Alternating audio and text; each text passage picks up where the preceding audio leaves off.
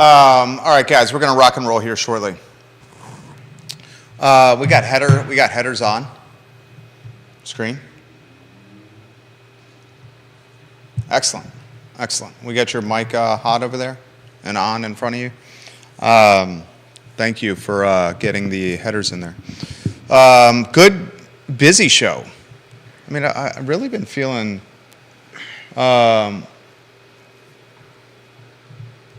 like we've been doing busy shows a lot. Look at the screen for today's headlines. We're going to talk the gun buyback program from yesterday that is now going to become a reality in the city of Charlottesville. The Downtown Mall restaurant, how do I say this? How do I say the name of this restaurant, Judah Wickauer? Brasserie Saison. Yeah, in the news again, in the headlines again. Daily Progress doing some reporting on one of Hunter Smith's brands. And as a result of that reporting, the executive chef of Brasserie Saison is now released an official statement on his Facebook page about his ties or affiliation or lack thereof with Hunter Smith and Champion Hospitality Group. The former chef of Brasserie Saison, Chris Humphrey, is a good guy. I know him firsthand. He is a good guy. It's unfortunate that he's having to release official statements because of the financial malpractice of the hospitality group in totality. We'll talk about that today. We'll talk about the Downtown Mall block party that's on the near horizon. I'm going to ask you this question. What does a successful block party look like to this community? In April, when there's a block party on the Downtown Mall, what does a successful block party look like to Charlottesville, Albemarle County, and the Central Virginia community? We'll talk John Blair's analysis on Seville gun violence today on the show with a fantastic comment. The king of knowledge left yesterday. John Blair, if you're watching, props to you. You routinely get me thinking on this program. Bob Yarborough sent me some fantastic content as well with Omaha, Nebraska as being a potential barometer for Charlottesville from a gun, drug, and gun violence and gang violence standpoint. More on that on today's show. Bob, I will unpack that content maybe on tomorrow's program. I'm grateful for you sending it my way. King of Redfields, Bob Yarborough. Judah Wickauer, how are you feeling? Haircut's looking fresh, man. You're getting a lot of props on the haircut. I mean, looking super fresh, dude. I guess it's time to show the viewers and listeners what they've come for. And what they've come for is Judah Wickauer's mugshot on screen. So let's give them what they want, Judah. I'm ready to rock and roll when you're ready. Quiet on the set.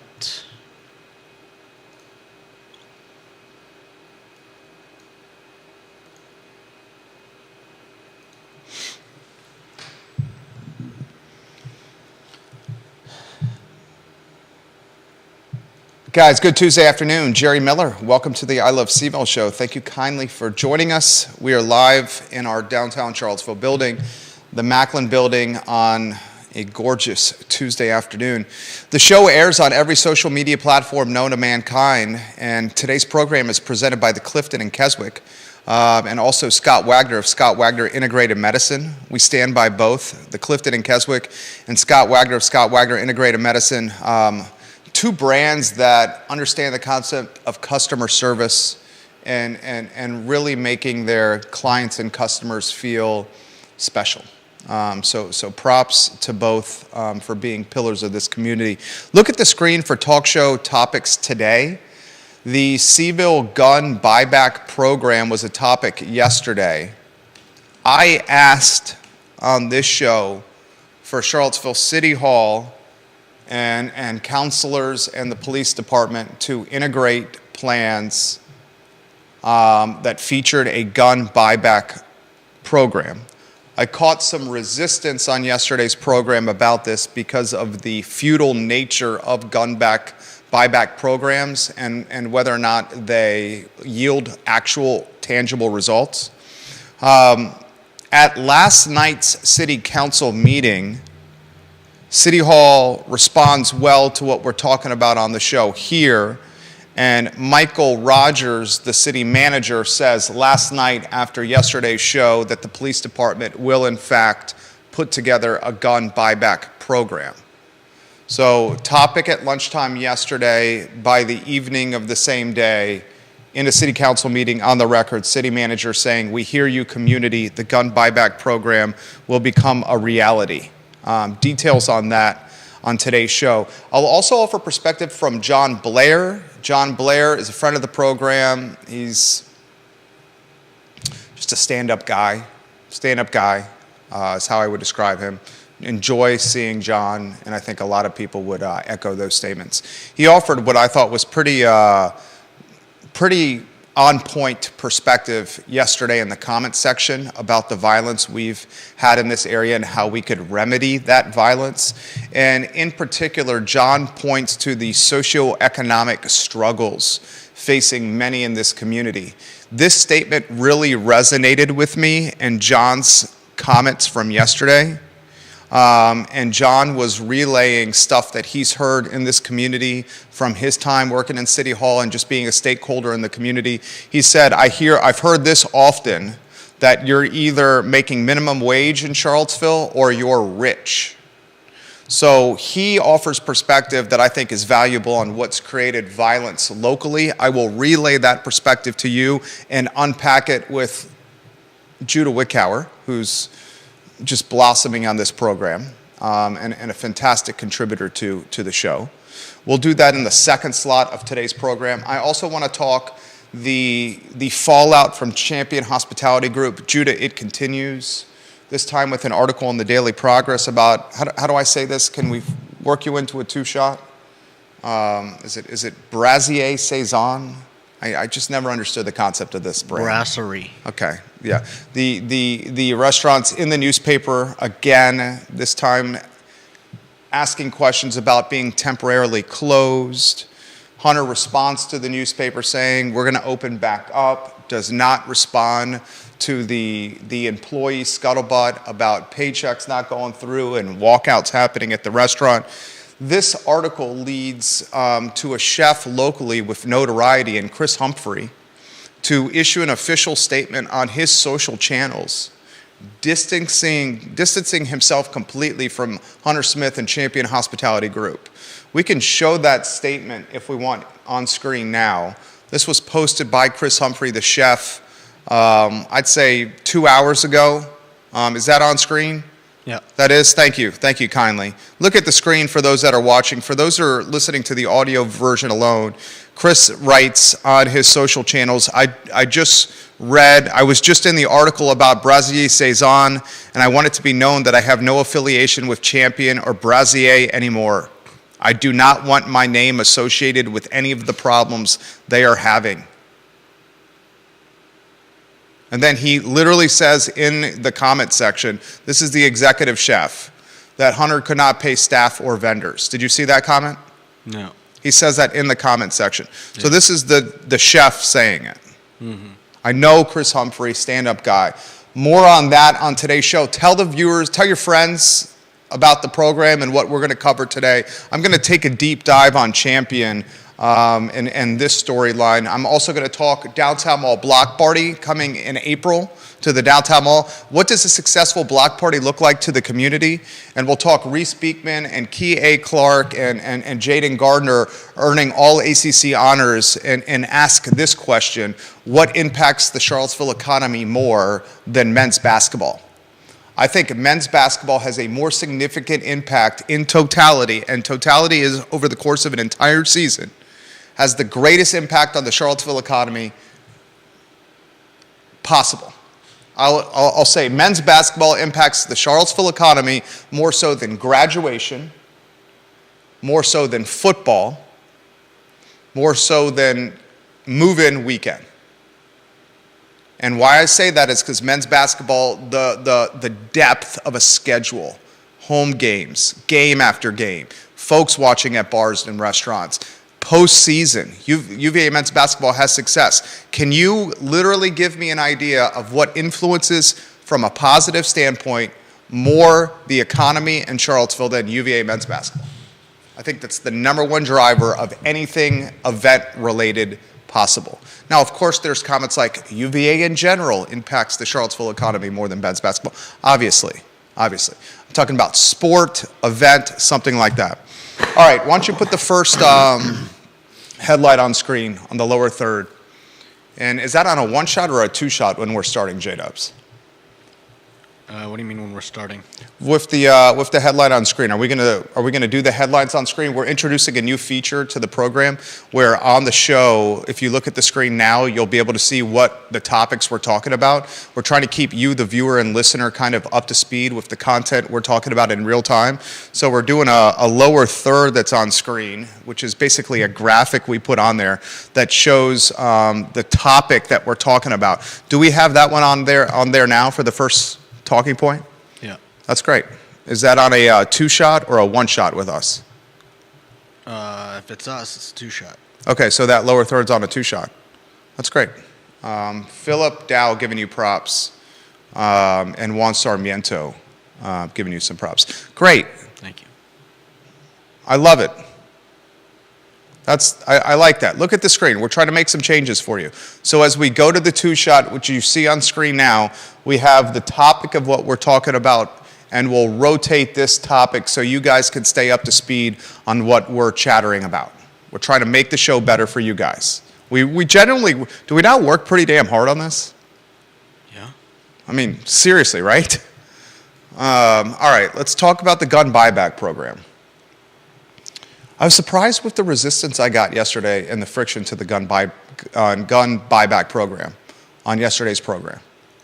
And I understand that the questions for the gun buyback program are, will actual criminals turn their guns in for money? I think that's the only question to ask. When criminals need their guns to be criminals. I mean, if you're a 20-year-old who may have a 17 and a 19-year-old come up on you with guns in a Sunshine Mart or whatever, I don't know why you would ever even contemplate selling your gun. Totally fair point. Justifiable point.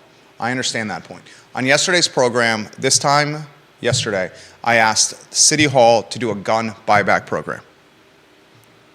Last night, hours after our show, Michael Rogers interrupts the flow of conversation and literally says, on the record, he's the city manager, we hear the community wanting a gun buyback program. Literally the topic we talked about. He says, on the record during the meeting, we're going to do this. Okay, so Charlottesville's going to do it. He said the police department's going to do a gun buyback program. I agree with you, this could be the likelihood of this getting significant firepower off the streets is not great. But in the words of Robert Liberty, the zoning and housing advocate, this is a silver buckshot strategy. It's not a silver bullet. So the buyback program is one option to solve gun, drug, and gang violence, along with stakeholder involvement, empowering nonprofits like the Buck Squad, asking churches, deacons, and advocates in churches to get maybe more involved with the youth and their respective ecosystems, fixing the police department from a hiring standpoint. When a third of the department is unemployed, that's going to cause obvious problems. Giving Police Chief Kotchis, who I saw this afternoon outside the free speech wall as I was checking the P.O. box to see what came in from a receivable standpoint. Okay? I saw Kotchis on the, what is that thing called that the police officer on the downtown mall rides? Segway? On the Segway. I saw Kotchis on the Segway this afternoon in front of the free speech wall as I was checking the P.O. box for receivables if any checks had come in from clients. And I saw him on the Segway, trying it out. Very approachable guy. Have I ever seen Brackney doing like side tricks and not ollies, but just kind of like, checking out the Segway? I've never seen Brackney doing that.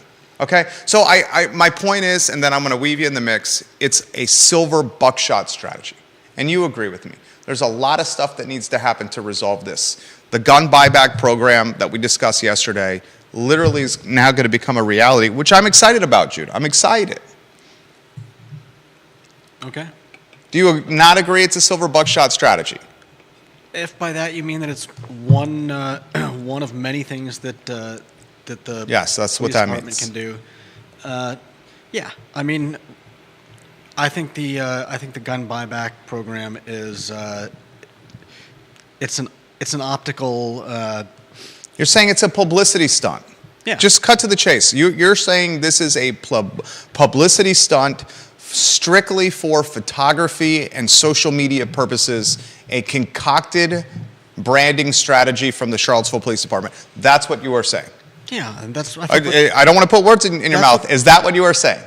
yes, that's what I was getting to. Okay. And I'm sure that they were like, okay, you guys want to see something out in the open? Fine, we'll do a buyback program because it's very out in the open, and it's something that we can, Leverage. it's optics. Leverage. It's optics. Strategy. Look, the gun buyback program is not going to solve this. Warrior AG will get to your comments. Anonymous will get to your comments. Lisa Costello, the Queen of Cherry Avenue, will get to your comments. We hope. What was Deep Throat's son's nickname? High voice. High Voice. We hope High Voice is watching. Son of Deep Throat as well. John Blair, we're going to get to your comments yesterday. I understand that this gun buyback program is going to be utilized on social media and will be in the nightly news, TV, and print the next day, and we'll probably continue talking about it on this program. And I understand that this is building potentially equity or goodwill for the department. And let's cut to the chase. Goodwill and equity with this department have been few and far between of late. So part of running a healthy police department is having a bit of goodwill and equity in the bank, because you're going to need to leverage and utilize that goodwill and equity to solve crimes. And I think this gun buyback program, while it may be some optics and it may be some PR strategy, it's going to get some guns off the streets, and some guns are better than no guns off the streets. And it's also going to give Kachis and his lieutenants, Tito Jarrett, DJ, this entire police department, an opportunity to make human connections in communities and to get face-to-face time with people in the community. And that face time is an opportunity for change. And that face time is an opportunity for connection, and it's an opportunity to build something potentially positive. And you are a guy that genuinely cares about this community. I've seen it in the 12 plus years we've worked alongside each other. This police department is much maligned right now. And to fix or rehabilitate or remodel or recover, whatever alliteration you want to use, a maligned police department, we got to give them an opportunity to connect with people, white, black, Puerto Rican, Haitian, minimum wage, below wage, wealthy, 1%er, multimillionaire, whatever it may be. That's what they're trying to do. I totally get what you're saying. Totally get what you're saying. I hope there's something positive that comes from it. I'd like to read John Blair's analysis on this if you want to put the next headline on screen. And eventually we'll get to the point where we can be real fluid about transitioning these headers. I really like, and then we can also put it on the lower third coming out of this. But let's leave this on screen. Look at this comment. This is from John Blair. I'm going to say this once, I'll say it again. When John Blair leaves stuff on social media and he tags me in it, he makes me think more than many folks. Here's what he posted on the show yesterday. I'm going to read this out loud for those that are live streaming in their car, on iTunes, Apple Podcasts, Spotify, or maybe even social media through Bluetooth in your vehicle. JM, here are a couple of ideas besides gun buybacks. First, we need to understand that violence is an option when other avenues are closed off. You don't just decide, hey, I'll go shoot someone in isolation. Rather, you are led to this choice by a belief that life has little to offer and little meaning. Clearly, institutions are failing Charlottesville's youth. I am not an expert in this field, but there needs to be a deep recommitment to investing in, mentoring, and offering opportunity to the city's young people.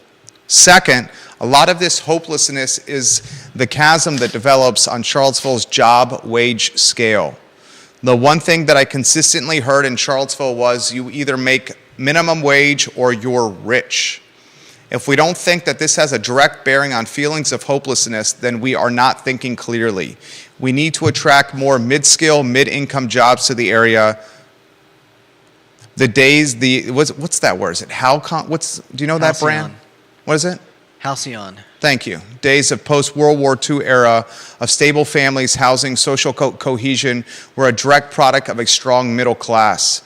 If people believe that tomorrow can be better than today, they're a lot more likely to shun violence and destruction and focus on their own futures. Signed, John Blair. Let's go back to the two-shot, put the lower third on screen so folks know what we're talking about.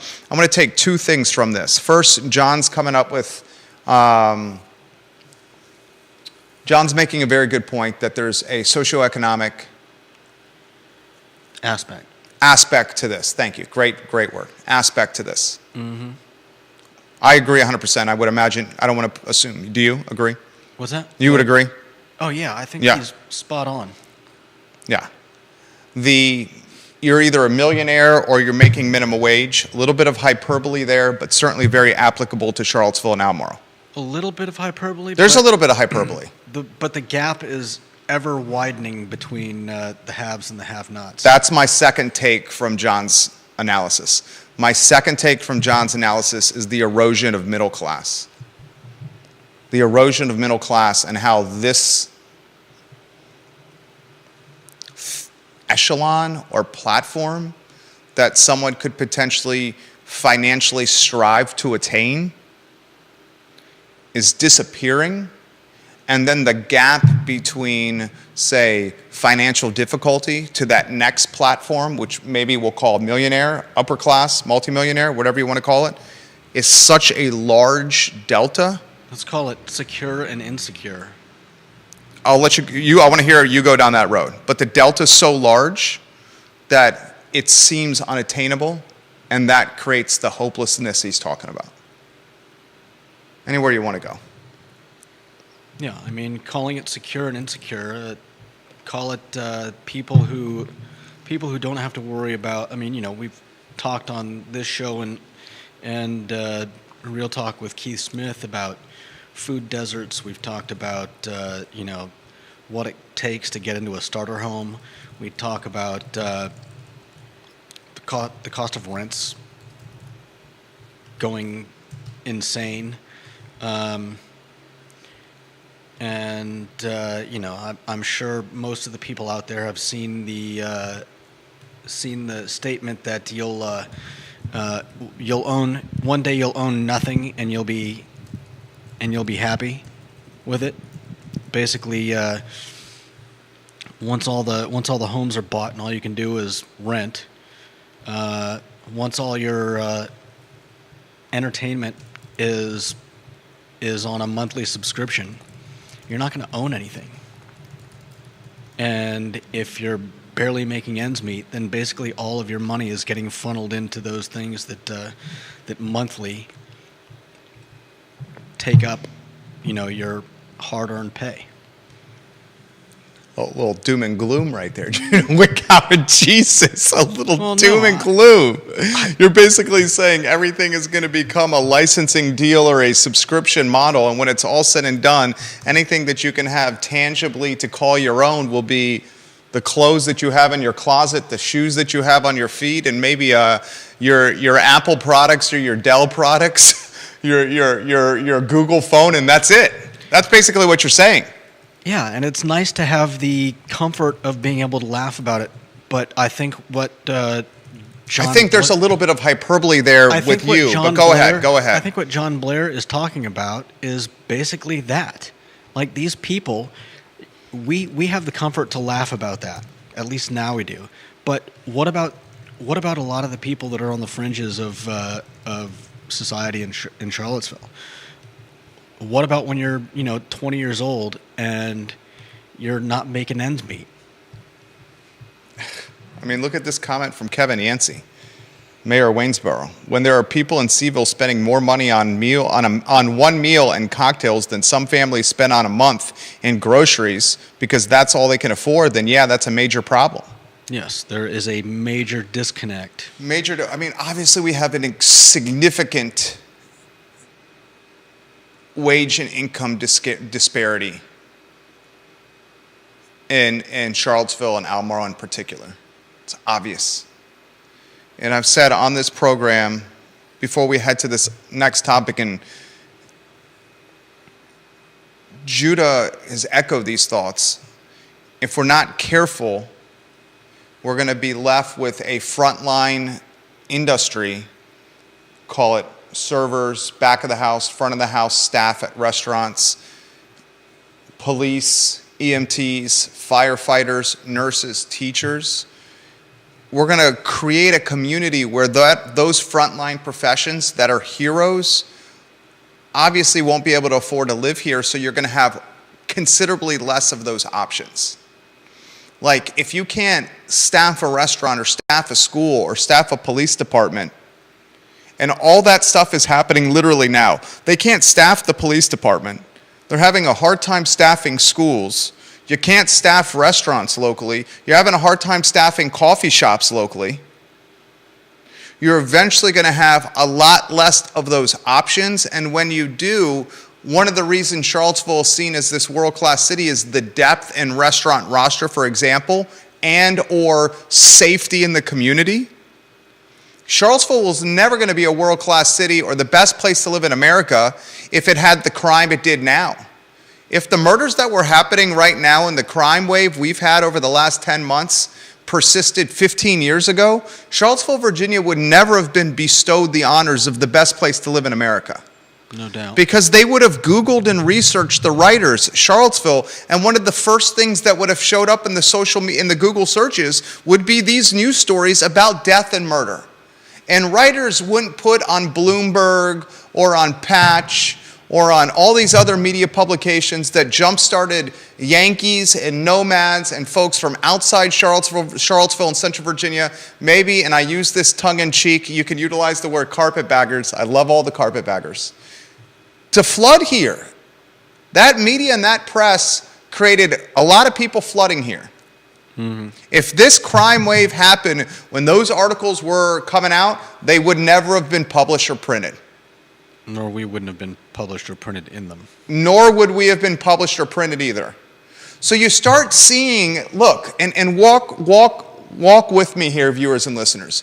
Walk with me here, Judah, then you jump in.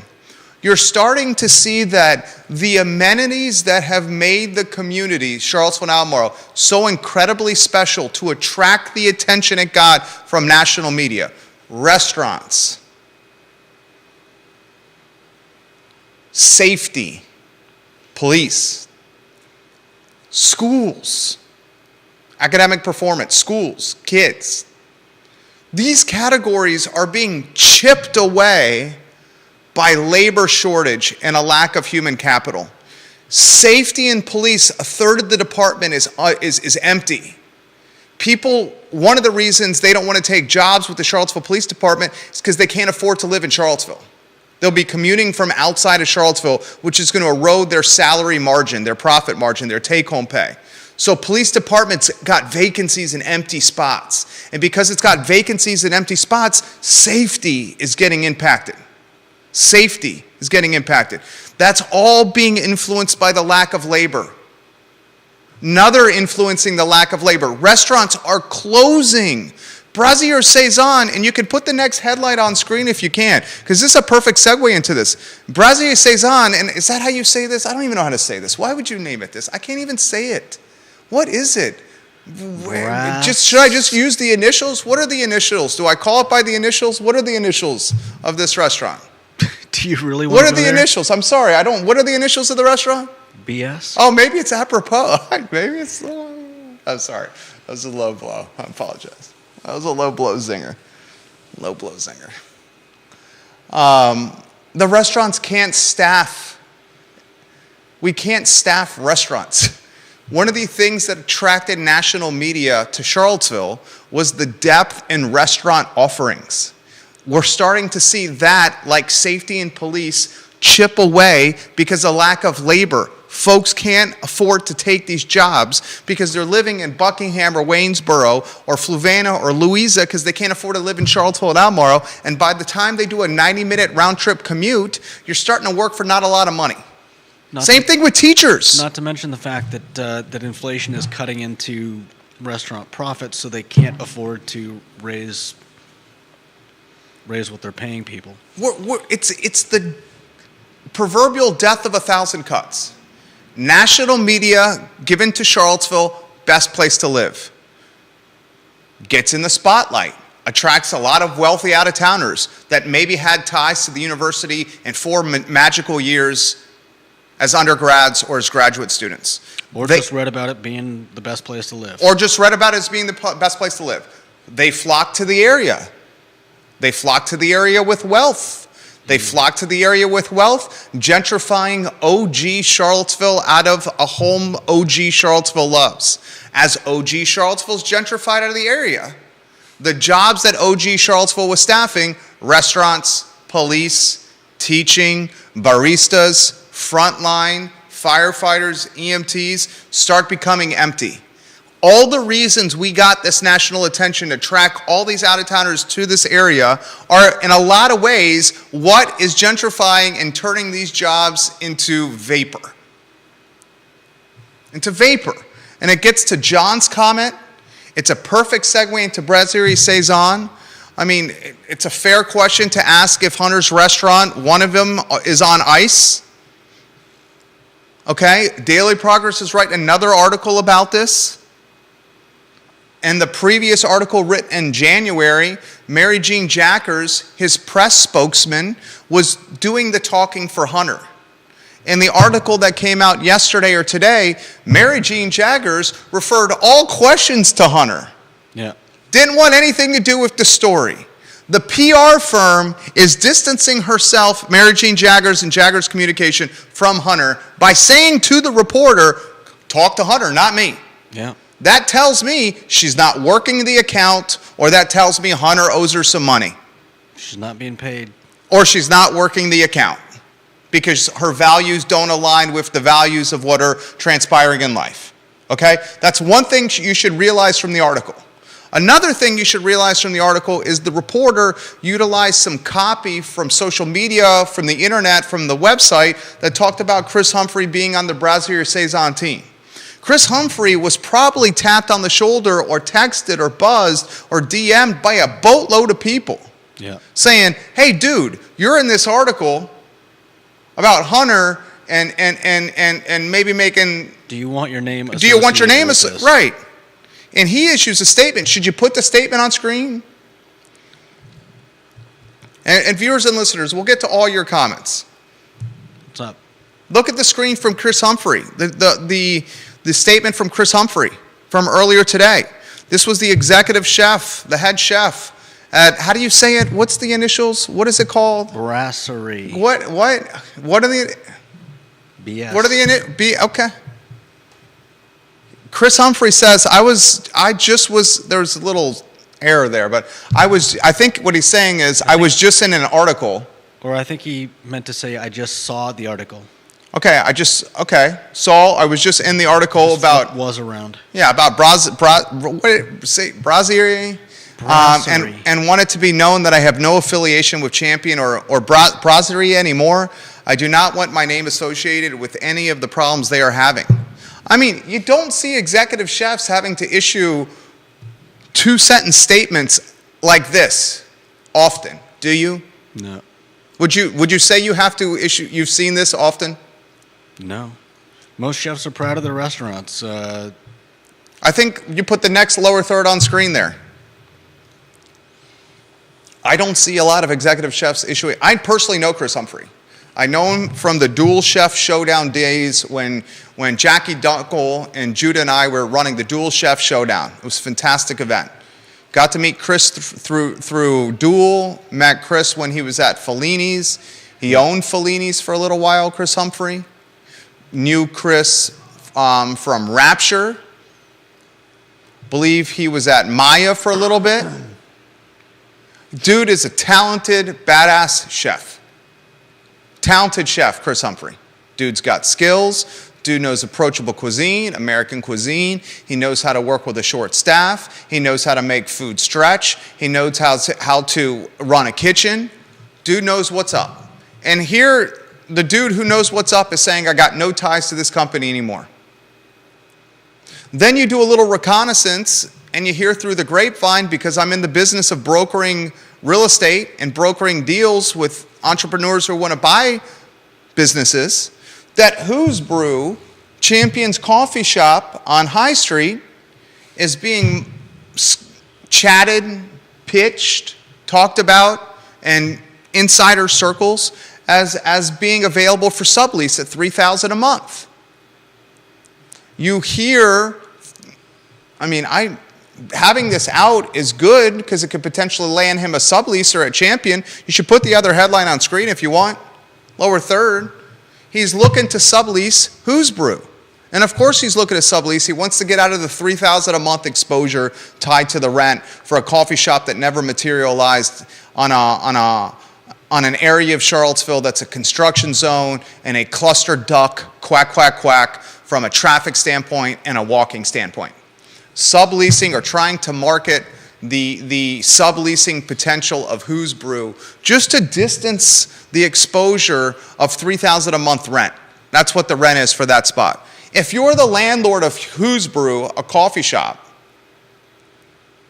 and you got someone who's personally guaranteed a lease for $3,000 a month for a set term, you're not going to be hungry or eager to find a new tenant for that space when you know your current tenant is personally guaranteed a lease and is locked in and has a business that's not running.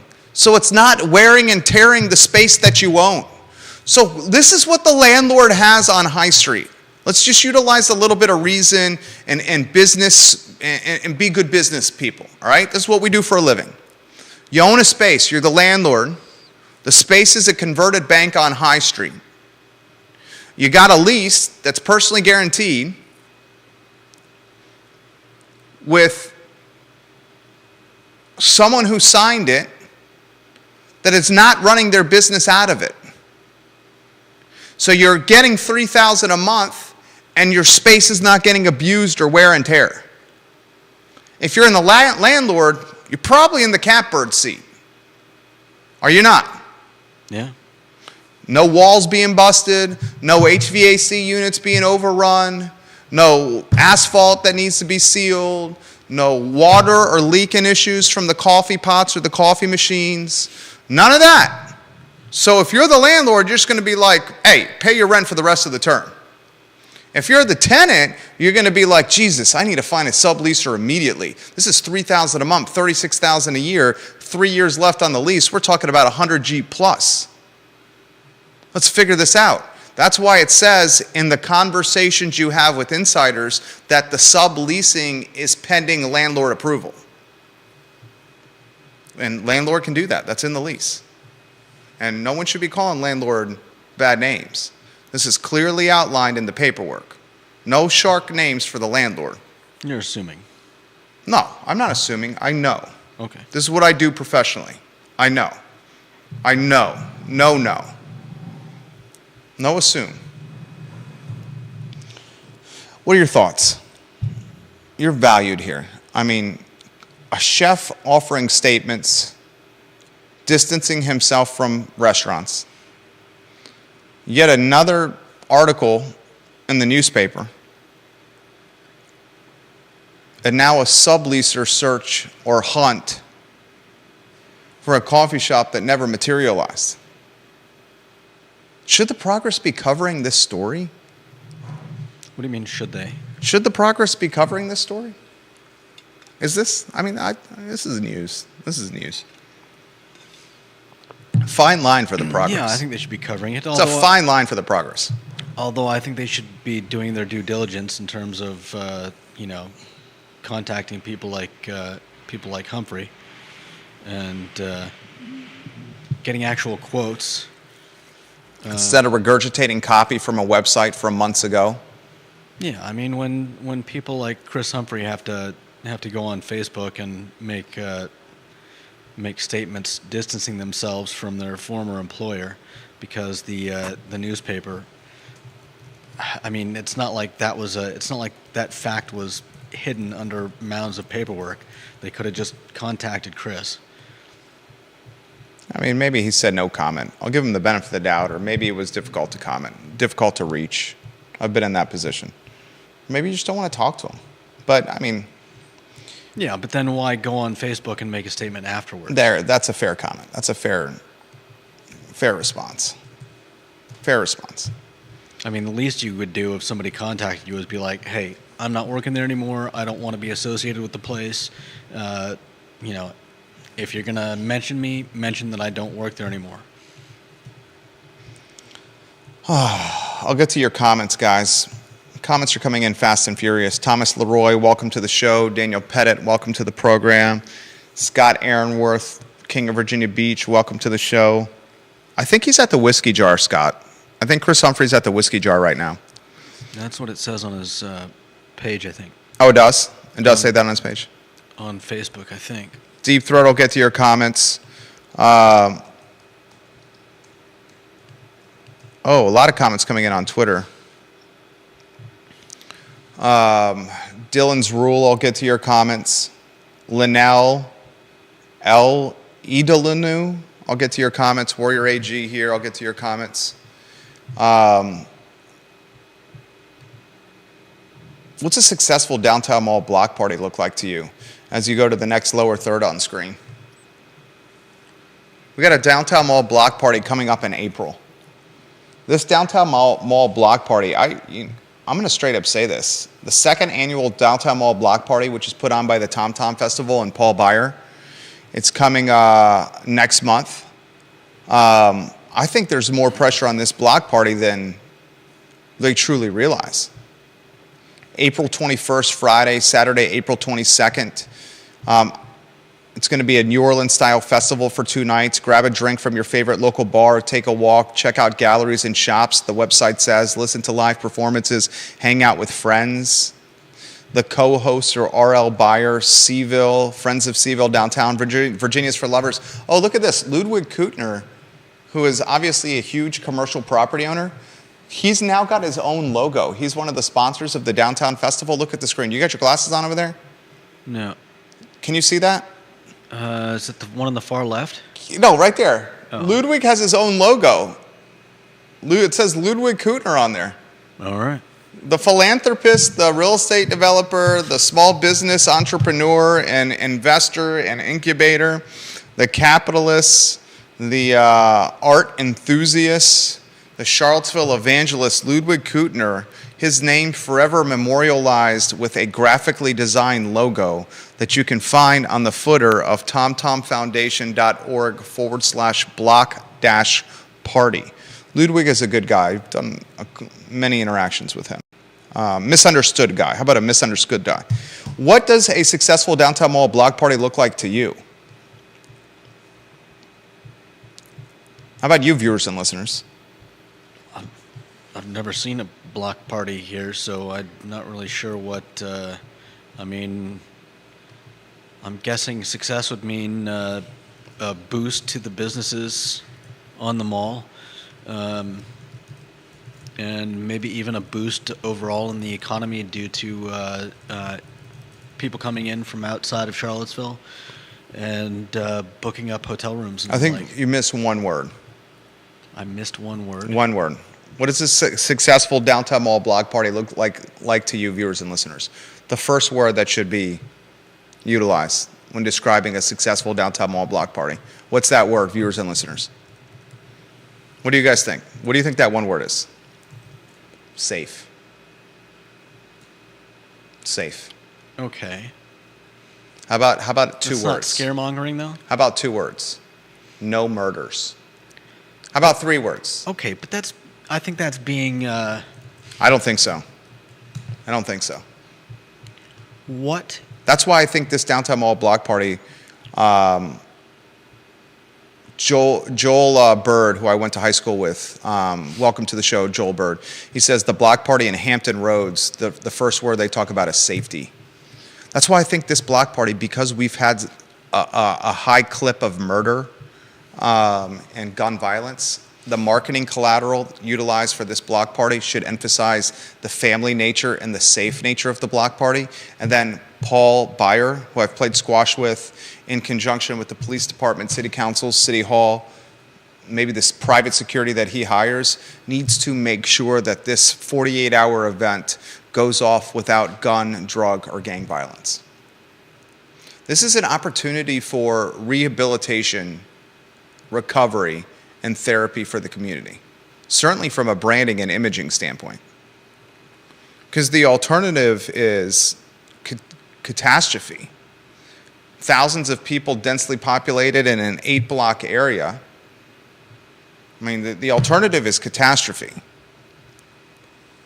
So first word with this block party should be safe. You will likely be strolling the mall with your bracelet having a beverage or two, will you not? I certainly will be. Quite possibly. Quite possibly. Me too. Did you go to the other one? No, I wasn't at the last one. What's that? No, I don't think I went to the last one. It was awesome. It was an open-air beer garden. An open-air beer garden on the downtown mall. Kevin Yancey does not like that everything is alcohol-related. The booze brings bodies, Kev. Booze brings bodies. Right?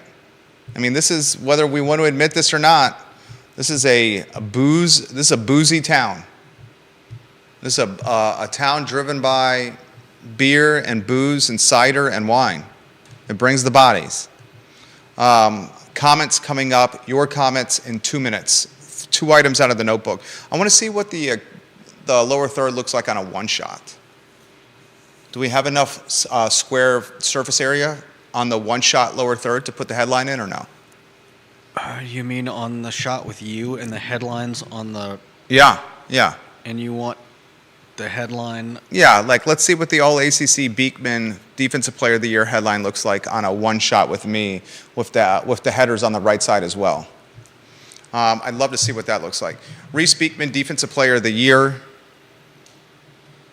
Kie Clark, third-team All-ACC. Jaden Gardner, honorable mention All-ACC. UVA had 3 basketball players recognized by the Atlantic Coast Conference for their basketball performance.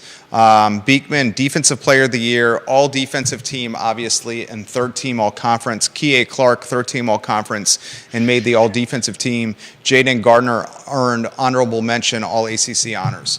The team, I think, has a lot of talent. It has some obvious deficiencies when tied to shooting the basketball or scoring points. I still think this team can make a deep run in March Madness. I want to put this in perspective. The fan base was angry this year with the team that finished co-regular season ACC champions and finished second heading into the ACC tournament from a seeding standpoint. That really showcases what Tony Bennett has done with the program.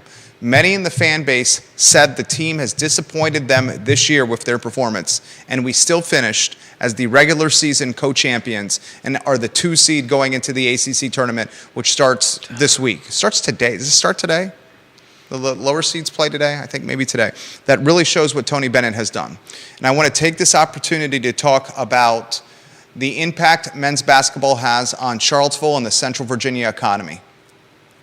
You can make a legitimate argument that nothing influences the Charlottesville and Central Virginia economy more positively than Tony Bennett's men's basketball program, and influences the economy much more positively than football, considering there's a lot more games played, and because this basketball team is light years ahead of football from a performance and achievement standpoint.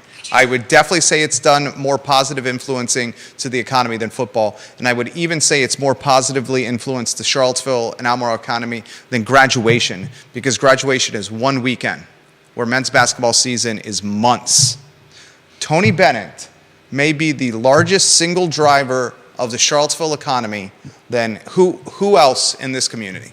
And yes, obviously UVA as a totality or an entity drives the economy more than men's basketball. That's obvious. I'm talking events or single people. What event or team or single person more positively influences the Charlottesville economy than Tony Bennett? Can anyone think of one person? Can you? What team? So it looks okay on the one shot with me. What do you think? Do you think it's readable there? The lower third? Or do you think it's too tight? It's vaguely readable. You think it's too tight? You think it's better on the two shot? I don't know. Ask our viewers and listeners, do you think depends the what we're headline doing. that's on screen under my photo, the image of me, is readable? And does it offer you value to let you know what we're talking about? I see the value it provides on the two shot when both Judah and I are on screen, and we can let you know what's on there. But is that too difficult to read for you? I'm curious of your opinion. If you could offer some perspective, that would be great. Craig Kent is not a bad call, Matt Daring, the king of cycling. Craig Kent is not a bad call. Who else? Can you think of anyone, Judah, that more positively impacts the Charlottesville and Central Virginia economy than Tony Bennett? Craig Kent, by the way, is the chief executive officer of UVA Health, and executive vice president for health affairs at the University of Virginia. He's responsible for overseeing all of UVA health operations. That's a damn good one, Matt Daring. That's a very good call.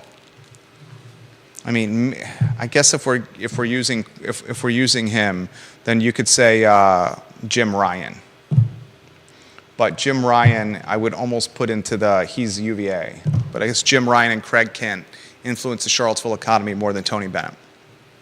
That men's basketball team, of any sport, you would say, impacts the economy more so than anything. All right, let's go to a two-shot, and we'll get to comments. Today's a good show. Really like where the show's going. I really like the contributions that Judah's making. And everyone, look at the screen. Are we on a two-shot? We are now. My co-host is a male model over here. Look at this guy. You're getting Philip Dow's giving you props. Philip Dow's the king of Scottsville. Juan Sarmiento saying Judah throwing the supermodel vibe. Wob Sarmiento. Philip Dow said, wow, Judah's hair, nice. Judah looks like a geography teacher from Bill McChesney. Geography teacher. He says you look like a geography teacher. I think it looks sharp. What viewers and listeners, give some props to Judah in the feed.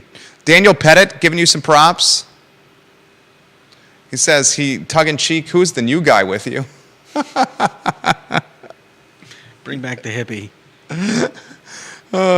Daniel Pettit also says this. He's the king of tennis. He says, Jerry, look at how not only police, fire people can't afford. Who has caused the city of Charlottesville to be so unaffordable? Greed has caused this issue. Greed is causing this. Do you agree? I say it's certainly something.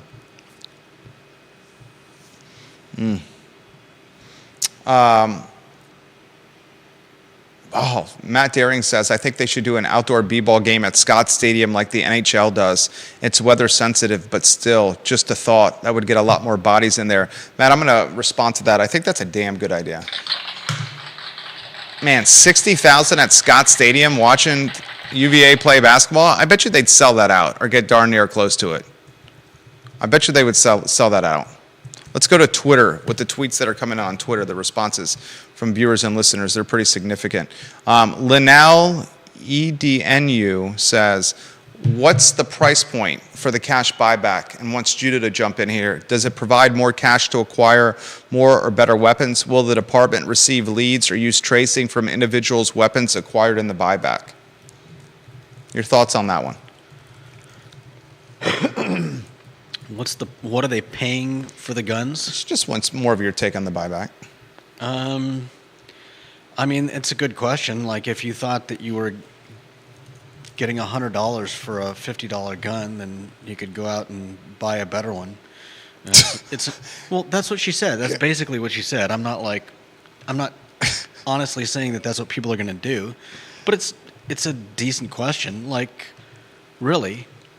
Unless you're just straight up broke and you need the money to buy food, really, what's the purpose of? So you really are completely 100% down in the dumps with the gun buyback program. I think it looks good, but look up articles. There are articles that Oh, say I've that read 'em. it doesn't really do much, and look at the comments from yesterday. I There are a lot I of read people those that, too. that feel the same way, and logically thinking about it, it just doesn't add up. Like you got people running around with guns. Are they looking at the news like saying, hey buddy, they got a buyback coming. We're gonna make some money. No, they don't care. I see the potential of building human connection with people in but- high risk crime yeah, but areas. yesterday you were saying that the walk and talks weren't enough, and that And I took and too that- harsh of a stance. I mean, yes, I had conversation with my wife and some other folks that I trust. I hope Michael Kachis hears this. Someone in the police department and City Hall, please text Officer Kachis, Police Chief Kachis this. Okay, please. He deserves significantly more runway. I agree. Significantly more runway. He is doing all the right things. He's been on the job not even 2 months. Let's give him more runway. I understand the concern that he's never led a city from a policing standpoint that has dynamics or wealth disparity like this. And I understand the concern that we've had a lot of crime since he's taken the gig. And he's the highest paid officer in the department. And one thing I'd like to hear more from, and they're friends of mine, and I believe one may be watching right now, I would like to hear some commentary from Jim Hingley and Joe Plantania, the Commonwealth's Attorney of Albemarle County and the Commonwealth's Attorney of the City of Charlottesville. Because a lot of folks have said that relaxed criminal justice reform, Yeah. may be contributing to some of this, and that we were Right. too lax or relaxed, and And perhaps The let fullest- some the people fullest go that punishment the shouldn't law have been let allowed. go. what's that? And perhaps let some people go that shouldn't quite have been let go yet.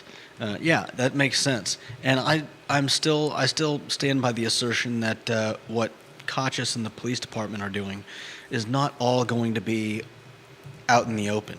It's not all going to be buybacks and walk and talks and town councils. A lot of the work they do is going to be, the on the street, boots on the street, finding out information. I think somebody put Let's change the headline. We're confusing people with the headline. If you're uncertain of the headline, we need to get the nameplate back on, because folks are asking about us talking about that. Well, I'm You could using- put, if you want, back on from a headline standpoint, the read viewer and listener comments live on air, and that top line. Read viewer and listener comments live on air. That's not one of our. No, but you just type it out. Read viewer and listener comments live on air. Lisa Costello, the Queen of Cherry Avenue. I do not think hardened criminals nor gun enthusiasts will sell back their guns. For everyone else, maybe it will keep guns out of homes away from children. Recent shooting on Cherry Avenue, 17-year-old. Where did the 17-year-old get the gun? It's a great question. Where are children getting guns? It's a great question. Joel Bird, who's in the Hampton Roads area, says if the police want to make a difference in higher crime areas, there have to be enough police available so that officers can actually get out of the car and walk the areas they patrol to interact with the community. It's a strong comment. And Joel, we've had some issues in Charlottesville because the police department is 1/3 vacant, and it's 1/3 of the department is currently empty from a staffing standpoint. And that empty staffing has to do with perception from the community, treatment from the community to the police officers in the department. The fact that officers within the department can't afford to live in the community that they're policing has caused some problems. A lack of pay, this defund the police movement, 50 or 60 socialists on Twitter being organized and galvanized and attacking the Charlottesville Police Department. I mean, all these contributing factors are impacting staffing. I like that. Instead of online, I think we should go on air. Okay. That way viewers, they know. Thank you. I like the lower thirds, J-Dubs. Nicely done. Um,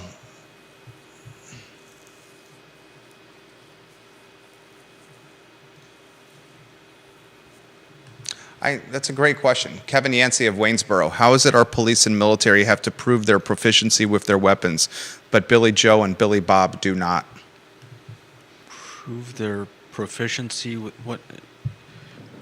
You're saying that Billy Joe and Billy Bob Ask our forefathers about that, able, Kevin Yancey. Shouldn't be able to use. He's basically saying you have to, if you're a cop or you're in the military, you have to show that you got skills or training with guns.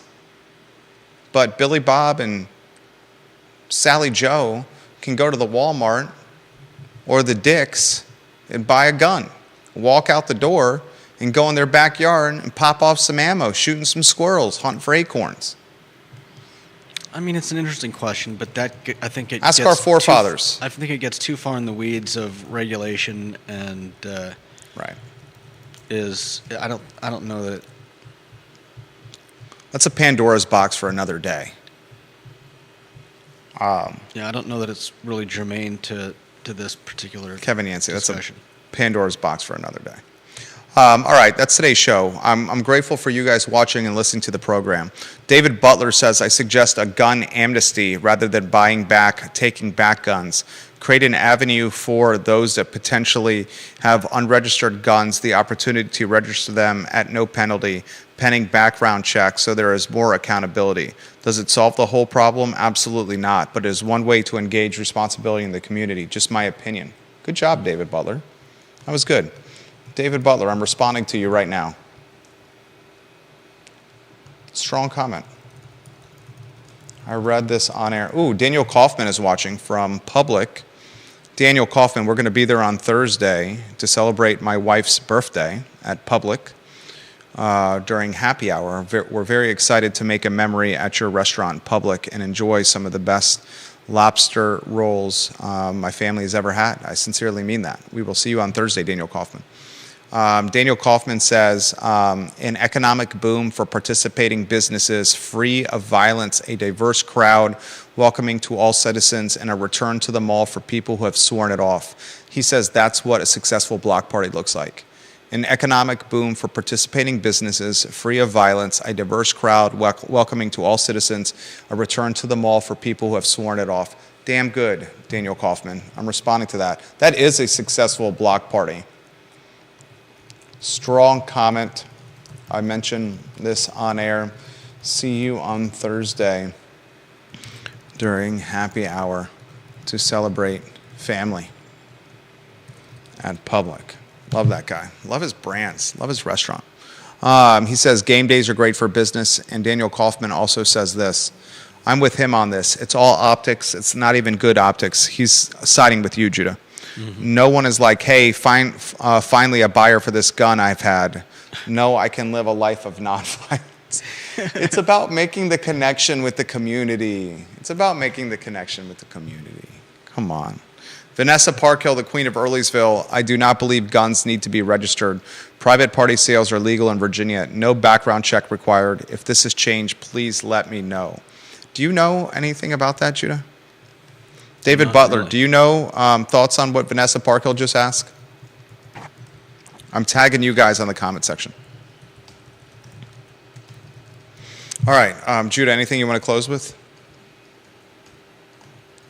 Let's see. I don't know. I hope that the block party goes well. I mean, it could be a lot of fun. I'm so much less worried about the safety of the event than apparently some people are.